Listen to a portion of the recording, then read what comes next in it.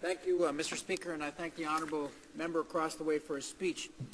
Now, this anti-terrorism bill was introduced last Wednesday, and this government introduced time allocation after only 3 speakers. So less than 1 full day of debate, and they introduced time allocation. I personally, Mr. Speaker, won't have an opportunity to speak on this bill. Now, I've heard concerns on this bill in my riding, concerns about lack of oversight, concerns about how the line between security and freedom has been blurred, and that is dangerous, Mr. Speaker.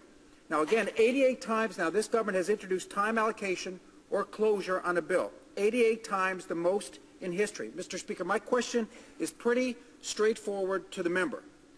Why won't this government allow me to speak on this bill? Why limit debate?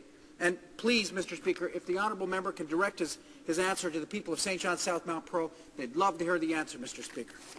The honourable member for Elmwood-Transcona. Well, Mr. Speaker, I would say the first thing that the member should do is he should be speaking to his whip as to why he's not able to speak to this. That's not my role to play as to his whip's choice of who's going to speak on a particular bill.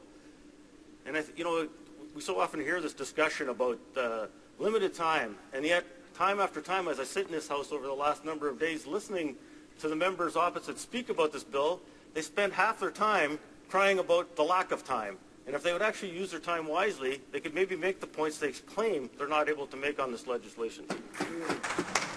Questions and comments? The honourable member for Winnipeg North.